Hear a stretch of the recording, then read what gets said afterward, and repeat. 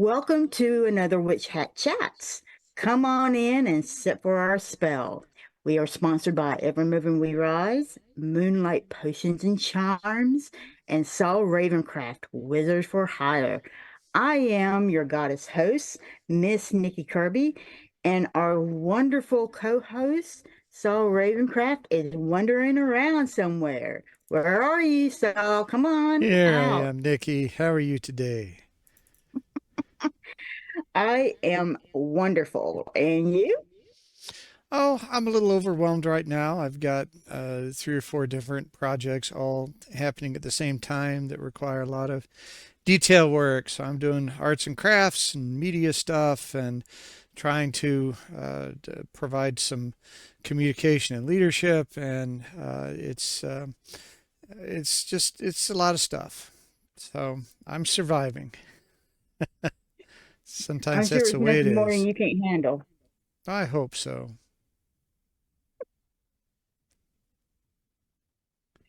So, you want to hear our divination for today? Always. Well, our tea divination for today is comes from Mark Twain, and he says, and I quote, "Never argue with stupid people. They will drag you down to their level and beat you with experience." Oh, it's not like we haven't had that challenge once before, haven't we, Saul? So, what does Right. that mean? Well, I think it's important to understand the difference between ignorant and stupid. If you don't know something, then that's one thing. If you're willing to learn and grow and change, then that's something. But some people are just sort of stuck in their perspective, and they don't want to know, and they can't they can't add new information. Uh, and that I think is where you get into the stupid territory.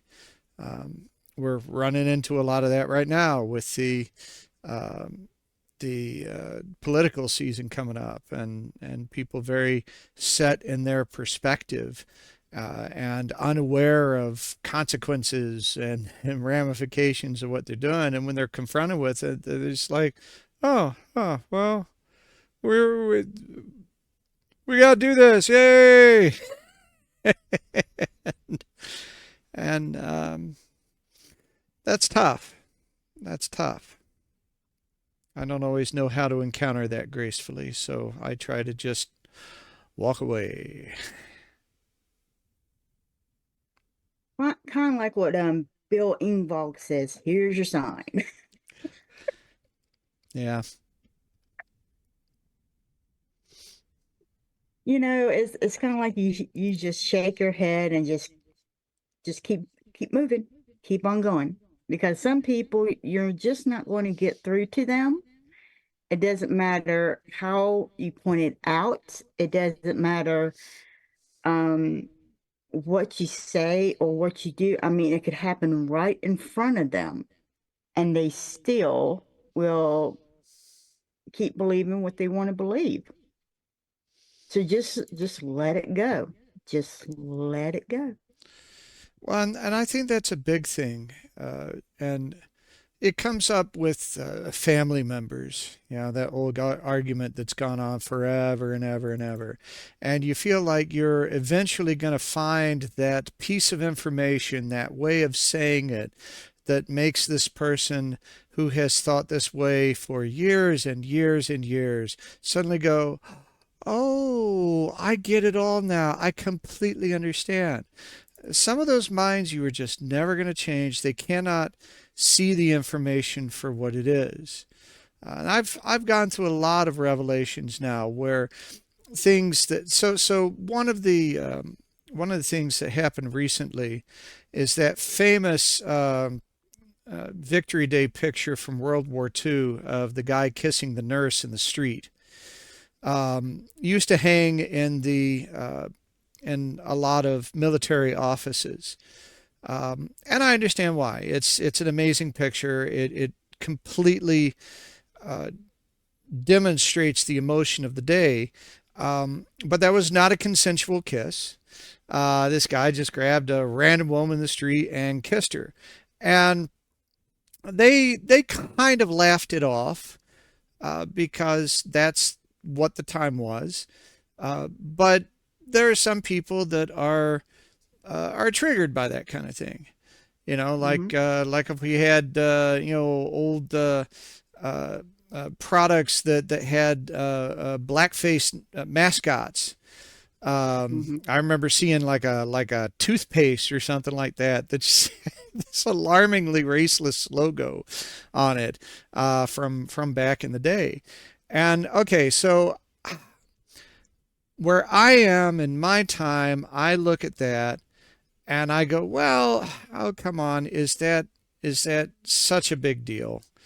Um, and yet at the same time, I recognize the horrible things in these old racist product packaging, right? So uh, is it me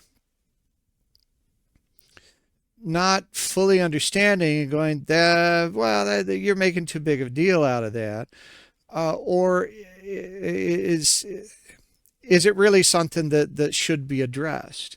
And I have to recognize that I don't know. I don't know, but if that's the decision that they made for their work environment, then bless their hearts, right? Whatever they got to do to make it feel like the right place for them. And maybe it's not my fight to go, oh, you've taken it too far. I'm recognizing that in some ways I may be the stupid one. I may not have the same level of understanding that some people do, and that may not be fixable for me. So I just kind of shrug my shoulders. So I may be on both sides of that. And the one dealing with the stupid people and the irretrievably stupid. How do you know? For me, it's just like you go to work and during the holiday season, let's say during the holiday season, you go to work and they just have the place full of nothing but Christmas stuff and this bunch of Christian Christmas stuff. They've got the major and Lord Jesus everywhere and all that other stuff. Well, for everybody else that celebrates all kinds of different holidays during that season, it really puts them out, and they have the Christmas um party and stuff like that, and they don't celebrate anything else. It's like they're not being inclusive to anybody else's beliefs or anything else. It just really puts people off. And at one time, that was acceptable at one Hmm. time, but not now. Right. And I remember when I worked at Walmart, they had this big cross in my office. Hmm. And it's like, why do we need this big cross? I mean, it was huge in my office. And I'm like, why do we need this big cross? I really made a big fuss over it Right. because I'm not Christian. Why do I need this? And I mean, it looked like one of those medieval crosses, and it was so huge, you could put a person on the thing. I'm like, this is disgusting. Walmart's Why do we need it? disciplinary practices have changed. Well, basically, Walmart would probably have done that to you. And I'm saying from experience, trust me, they're not the greatest and they're not the nicest people in the world. I worked there, I know it. Um, but I was raising, Cain about this one cross that they were having and it was during Christmas time that this one person had put up, and I said it needs to go.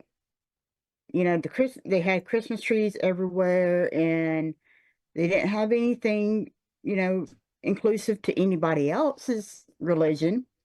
So why do we need this big crucifixion there? It just didn't make sense. And they gave me a lot of crap over that. I mean, this guy was bleeding out of his palms, out of his mouth, Oh, so it's an everywhere. actual crucifix, not Right, just a cross. Wow. right. Wow. I mean, you don't see that, when you go and have jewelry or something like that. You don't see that most of the time. But I mean, this was really gruesome. And it Wow. was like, are you guys trying to send us a message here? You know, but I got a lot of backlash about that. Yeah. And it just wasn't to me the Christmas spirit is what it's the way I put it. All right. I didn't put it that it wasn't my spirit or anything. I just said this isn't the Christmas spirit. This is not what Jesus wanted. It was about Jesus' birth, not his death, is the way I put it. Right. And they finally did remove it. But I just thought that was one of the most despicable ways of anything. But ever since then, I just think that, I tell people, especially in businesses, during that time, just wish everybody a happy holiday. Don't say Merry Christmas. Don't say that because you never know what person celebrates Hanukkah or Kwanzaa or all the other many, many, many different holidays that they celebrate. And you try to be inclusive to everything, but you may not know all the holidays that they celebrate. And so it's kind of hard to try to keep up with everybody else's, and you really don't want to exclude everybody, and you don't want to sound like you're stupid either. So Right. so try to be inclusive to people and try to be considerate of others, especially if you're in a business, because your business will either thrive or it will be destroyed by word of mouth, depending on how you treat others. Right. And it can be done very, very quickly. So I always try to be considerate to others. Now, that doesn't mean that if somebody tries to run over you, that you allow that. That's a different story. But, you can try to educate people. But as my mother and several mentors of mine have told me, choose your battles because you're not always going to win them. Sure. Right. And it's amazing how much time and energy we expend on things that we can't really make a difference on, and that ultimately don't affect us unless we allow it to live in our head. There's Hmm. so many things that are none of my goddamn business. A remarkable number of things. How someone else is dressed, how what someone else is doing in public, right?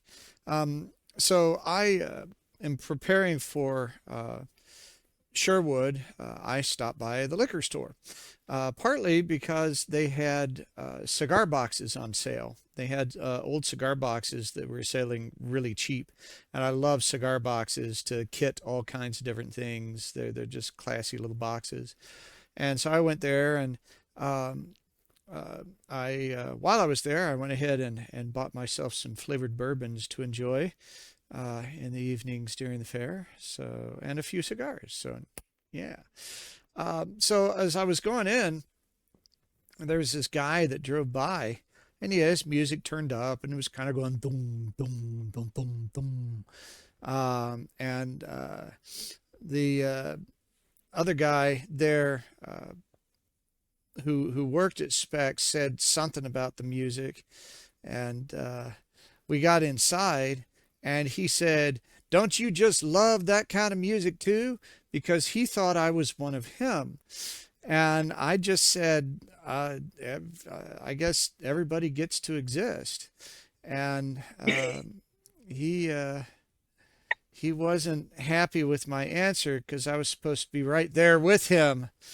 Hey, you have music, and I wasn't. I actually thought he was being a dick, um, and so we immediately turned pretty businesslike, and I asked him shopping questions, and he directed me because he was working. But yeah, there's a lot of that, and it's interesting when you get into a situation where people think you're one of them, and what they'll say to you, and what Hmm. they'll share with you about those other people, and it's just none of our business. Yeah, it's like, especially when you go on your date on a date, and the guy or the girl wants to know about your past girlfriend or your past boyfriends. It's like, why do you care? Right. You're supposed to be with me, with us. Why do you care about the baggage before? Really, it's none of your business. Like, I don't give a damn about your past girlfriend or your past boyfriend. I want to know, what are we going to do? Right. What's going to be between us? Well, I It's think like, the what the thinking there is that, well, if I can get a little information, I can uncover some of your past mistakes and get a better idea of where you have gone wrong. But do we believe that people can get better or not? Do we believe people can grow or not? Uh, well, Forgiveness is, oh, and moving forward is all about okay, letting so stuff be. excuse me for a moment, so I am not here to fix you, okay? And you're Well, not sure. here to fix me. That is not the reason why I'm dating you, all right? That is not going to be the reason. And if that is a reason why somebody is dating somebody, you need to go and see a psychiatrist. Okay? Yeah, no, I agree. But that is the way No, some people that's approach all yeah. that stuff. I remember when my wife and I became engaged, our father-in-law had a conversation with us, and he said, there are things about each other that you may think you're going to fix after you get married. And he said, forget it. There are things her mother does that she did that bothered me when we met, and they still bother me, and it's you just never going to change it. So you have to accept. Um, but I think the other side of that, and this is something that I think is big. We're going to hear a lot of this in this political season. Someone did something stupid in college, and therefore they are a terrible person. Um, well, I hopefully we all did something stupid in college, right? That's what college is Because for. that's the time to do it. You try stuff and you go, "Oh, that's not good. Let's not ever do that again." And we need to let go of that stuff for ourselves. We need to let go of the things the mistakes that we made. If there's something we need to do to atone, do it, right? But it's done.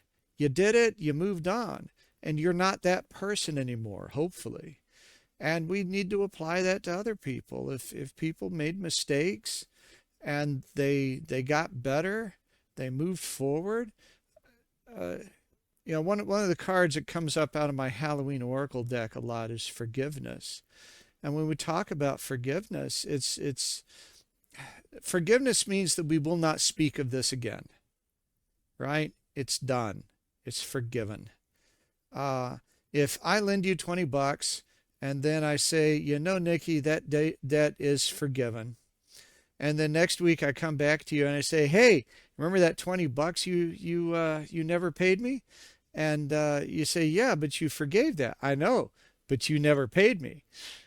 Right? That's not And then I'm forgiveness. going to smack you and Well, you say, should. we're never going to speak about that again, are we? Right. And that's the way we need to do when we forgive. If someone has done what they needed to do, if they've grown, if they've made restitution, if they've done their time, right? Then it needs to be a do-over. Now, that doesn't mean there aren't consequences. That doesn't mean they have to they don't have to rebuild trust, because they are starting at zero as though you never met them before, and you're meeting this new version of them. But we can't, holding people back on that stuff, especially if they've been remorseful. And that's different if they go, "Yeah, whatever," right? But we need to let people move forward, even if that person is looking at us from inside a mirror, right? We got to let go of our own stuff too. We do. And with that, we need to take a short break. And we will be right back with Witch Chat Chats. Stay tuned. Anybody can tell you what is on a tarot or oracle card. What matters is seeing beyond what others may not be able to see and help the client to uncover what lies in the mist. What do readings from Moonlight Potions and Charms do? Wednesday, I did this ancestor reading, and it was an amazing reading. And it was a detailed reading. And I remember talking to this customer's ancestors, and it was so delightful. And he wanted some questions to be answered about the magic in his family, because he didn't know. And his family was mostly like most of our families are. You know how everything is like hush hush when it comes to the magic in his family. And he wanted to know, who can he actually talk to about the history of the magic in his family? And I was able to give him specifically who he can go to talk to about that. What particular deity he can actually go to be able to help him with this. And it was just an amazing reading, and talking to his ancestors, they were such a delight, and they told me so much about this customer. It was just an absolutely wonderful reading for him, and I was just so happy to be able to give him this wonderful reading. It's really amazing to be able to give people these readings, these products that's really going to help them, and be able to give back to the community, because this is what Moonlight Potions and Charms is about. We want to help you to embrace the power of your own magic. That is what we are all about. It's to help you to do that. Book now and allow our wonderful staff to take care of your spiritual reading needs. And there is so much more in our Wicked store to help you to embrace the power of your own magic. So come on in to Moonlight Potions and Charms at www.moonlightpotionscharms.com and discover the wicked things that ignite the magical passion in you. Have you heard? The King of the Crossroads, Papa Legba, has graciously opened the roads, paving the way for the Papa Legba Altar on the Go to be nominated as Outstanding Product of the Year in the 2024 Witchcraft and Occult Media Awards. Makes Papa Legba Altar on the Go stand out? Complete traveling altar kits. Everything you need for sacred space is right at your fingertips, all neatly arranged in a mystical painter's pail. And it's compact and convenient. A perfect, powerful temporary altar, whether you're a modern nomad, a military soul on the move, or a wanderlust-stricken traveler.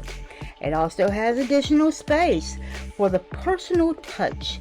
As customization is a key to your spiritual journey, the Papa Legba Altar on the Go leaves room for you to infuse your unique energy. Moonlight Potions and Charms and Papa Legba invites you to join the spellbinding spectacle at the 2024 Witchcraft and Occult Media Awards.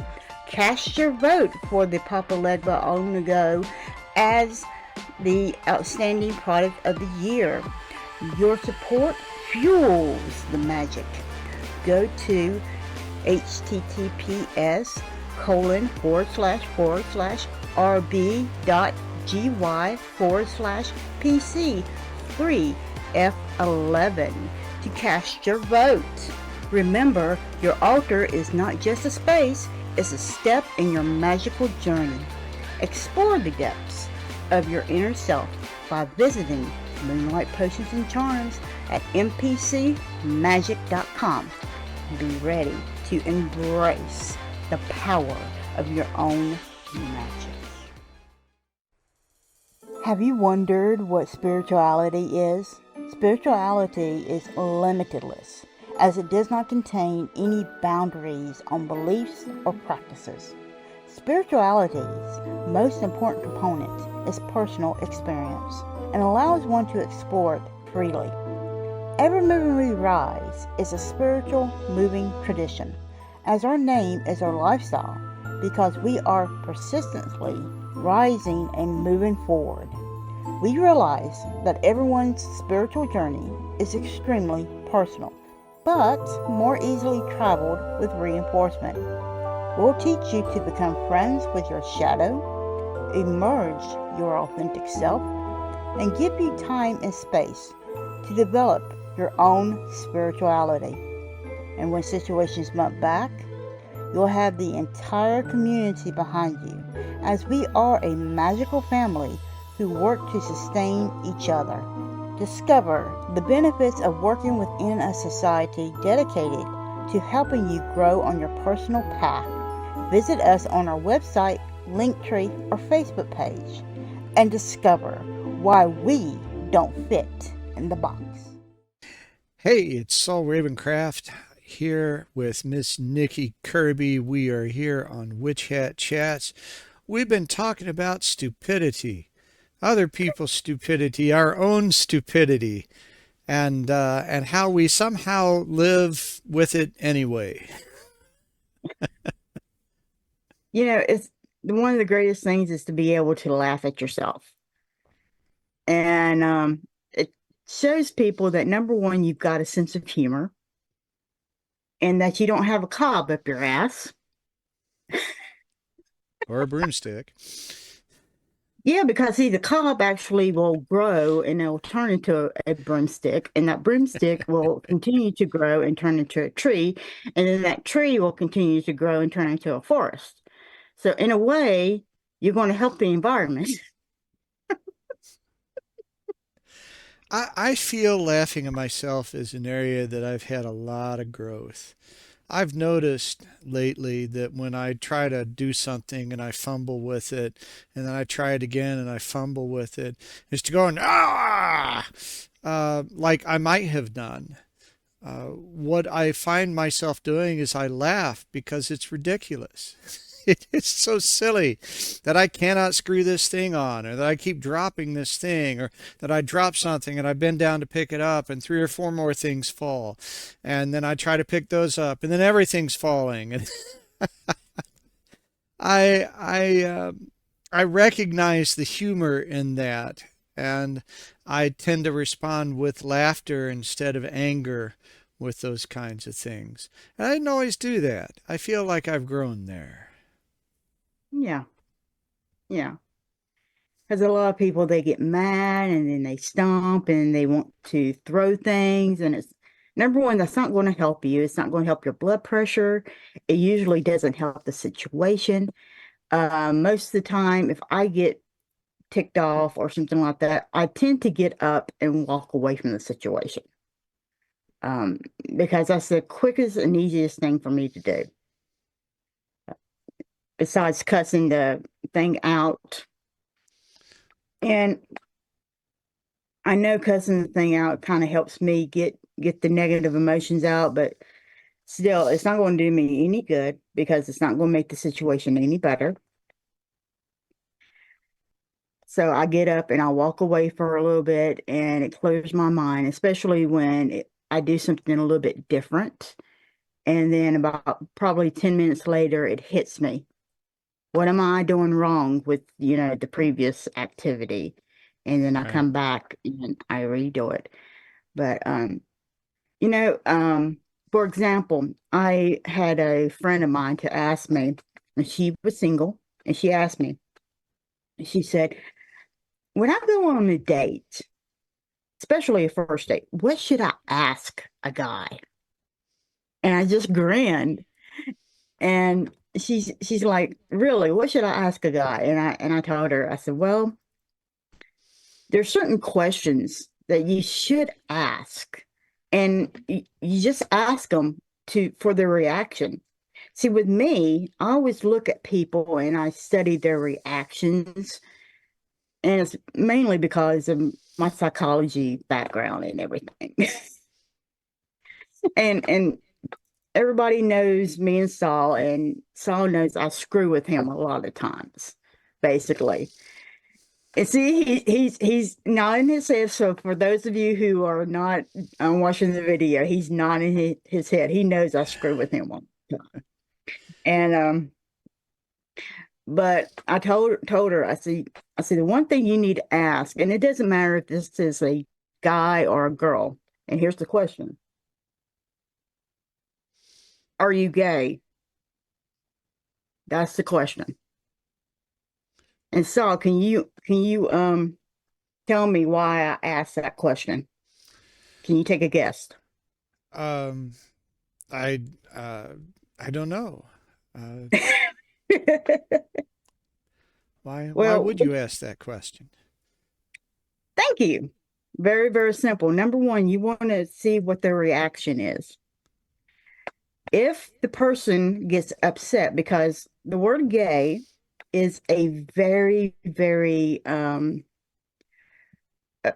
some people's cases, can be an offensive word. To me, I'm not offended by it. Ask me that. I don't give a shit. Okay. I'm one of those people. If they get offended, great. Turn around and just smile and say thank you for whatever they've done. If they bought you a thing of coffee, or if they bought you a meal, or if they just want to sit out here and talk to you, say thank you and have a good day. And pick up your purse or whatever you had and walk the hell out. Because number one, they've told you everything you needed to know if they're offended. Because that means they're insecure, once first of all. It also tells you that because they're insecure, they're not a good dancer. And if they're not a good dancer, they're lousy in bed. And if they're insecure, they're going to get jealous very, very easily. And so you're going to end up having that jealousy to be in your relationship throughout the relationship. And you don't want that, period. Right. Okay, so that's if they get upset by it. And honestly, nobody really should get upset about jealousy. Okay, if I'm one of those people, oh please let's don't get over this jealousy thing, okay? Let's not talk about that. Okay, so if they don't get offended, if they laugh, for me, I would laugh. I actually would welcome the question. If they laugh about it, that tells you that number one, they have a very good sense of humor and they're very self-confident. So they're not going to sit here and accuse you of all kinds of things, of running around on them. And you're more likely to have a very good, open, and honest relationship with them. So you can turn around and start asking them other questions. You can feel more comfortable with them, and you can ask them more intimate questions. So Right. you won't be able, so you won't be embarrassed. Sure. That's the reason why I say ask them these questions. First, on the first date, you get it over with. And that way you don't have to go through 2 or 3 dates with this person and you have feelings for them only to find out that they're a jerk. Sure. Well, I think when it comes to relationships, something that we're missing right now is the people don't really seem to spend the time to become friends. You know, a date is like a job interview, and it's a silly thing, but there was a Riff Tracks or maybe Mystery Science Theater 3000 thing where they talked. They were taking one of those old school films, What to Do on a Date, and the premise of the film was that you should do public things together. You should go and participate in some community thing or something like that and get to know each other um, with real light pressure for your relationship at that point. And so these kids went and helped decorate for the school dance. That was their first time out together. And so they had things to do, but they were doing things together, and yeah, it was corny, but it's really not such a bad idea. I don't understand how you can have any kind of a meaningful, intimate relationship with someone if you don't share interests, if you don't get to know about what makes each other tick. You know, what kind of music do you like? What kind of movies do you like? What do you read? Oh, you don't read? Well, it was terrific spending time with you. Uh,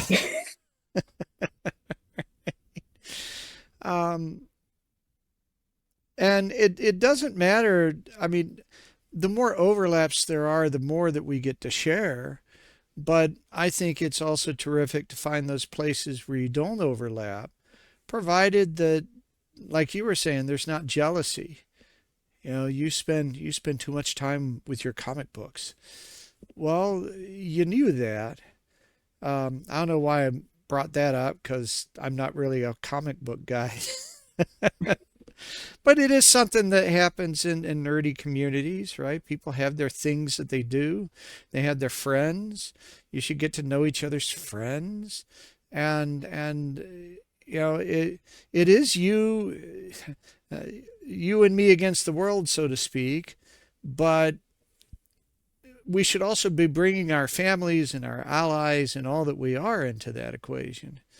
And it seems right now there are a lot of people that have this idea that it's supposed to happen in isolation, and I don't get that. I think that sets you up because it's not always wonderful. It's not always easy. It's a weird roller coaster of a life, whether you're with someone or alone.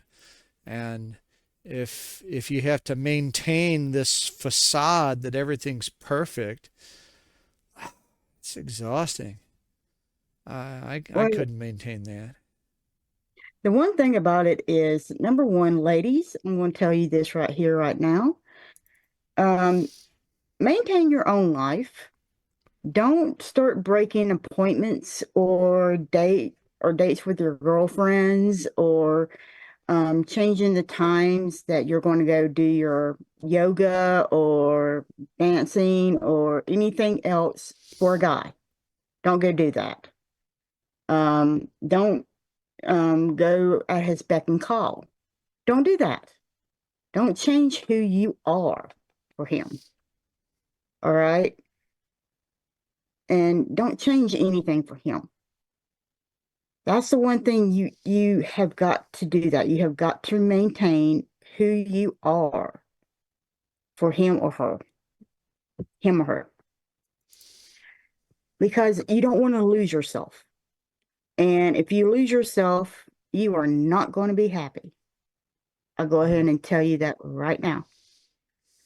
I know women who have literally dropped everything and went to him because that's Right. what he wanted. And I'm like, what the hell? Don't do that. And suddenly they're not seeing their friends, they're not seeing their family, they're unhappy as hell, and they're like, but he wanted it. And I'm like, and who made him God? Who made him king? Right. But he won't see me anymore. And I'm like, and that's going to be a problem because, you know, if number one, if you don't take a stand, he's not going to respect you, or she's not going to respect you. This does happen also in lesbian relationships as well. The other Or person is women not with men who want to dominate. That happens right. too. Okay. But I mean, this is something that the other partner needs to be able to respect you and your time. So you need to make sure that they do that and let them know, you know, I have a schedule, I have a life too. And if you don't value that, then there's the door, and don't let it hit you on the way out. Well, then changes will happen, right? You will find that as a couple you like to spend these times together doing this sort of thing, and so it is convenient to move that yoga appointment because your world has changed, right? It's the harmonies that are doing this, not somebody dictating. And as long as you're side by side on that stuff, everything will flow in a natural progression. Uh, but that's the thing is you have to enter into this uh, friendship, this relationship as equals, side by side, not master and servant. Uh, Mm-hmm. and yeah, and I think a lot of that uh, requires that kind of time. You got to go do stuff. Uh, not just dinner and sex. Uh, go see movies, go to art museums, do things with each other's friends, and spread that out. Because if there's an incompatibility there, you know, like you said, you can't give up your life. Right, You just can't. right. You're building a bigger one. And as long as until you two actually decide that it's just going to be you two, go see other people. I have had so many different people on the first date. I'll go see like one person and then we'll make maybe a second date. I am not going to put myself to one person just because I make a second date with that one person. No, we did not decide it's going to be monogamous. That's stupid. No. Oh no. Uh-uh. Uh-uh. Hell no. God no. It'd be like going and buying a car and buying the first car you see on the lot. No. Oh hell no. Uh-uh. Although sometimes the Until first car is the right one. I've done that. but Right? I mean, okay, Saul, I'm sure you've dated more than one woman until you got to your wife. I'm sure of that. But I've had men and women to get mad because I've gone on a date with them and then I went on a date with somebody else. But I I was going to go back on another date with them. And it's like, I'm sorry, you don't own me.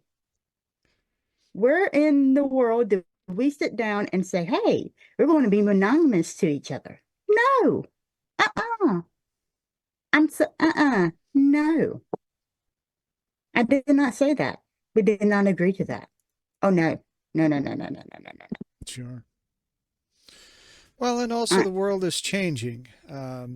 Polyamory is something that I've seen. It's not necessarily an environment that I'd personally know what to do with.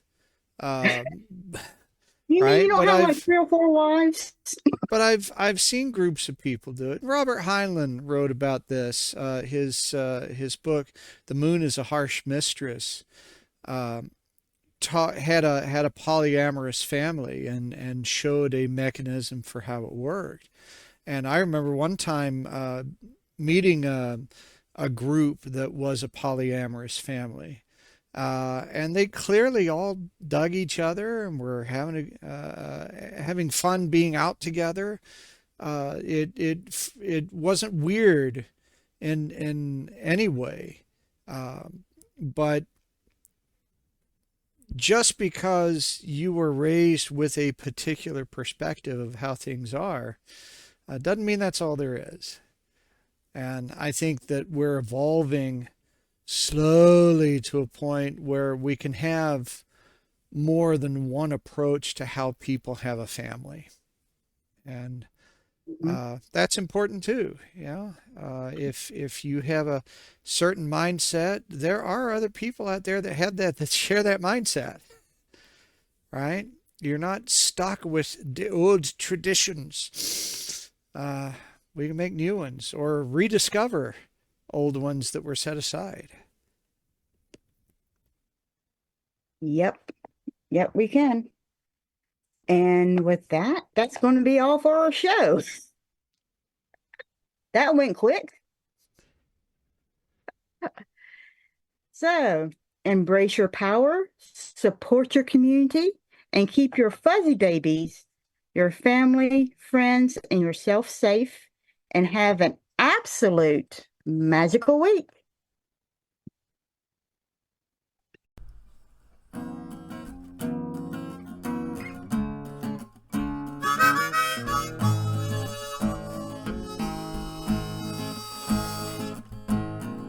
I know some people who like to chat. I think they're witches, how about that? And every Sunday at 12 o'clock. And if you're hurting, they're willing to talk. Nikki curving with that Blackstone. I agree, Evermoving We Rise. Living so well, the beautiful mind. I give you blessings under moonlight. I know some people who like to chat. I think they're witches, how about that? And every Sunday at 12 o'clock.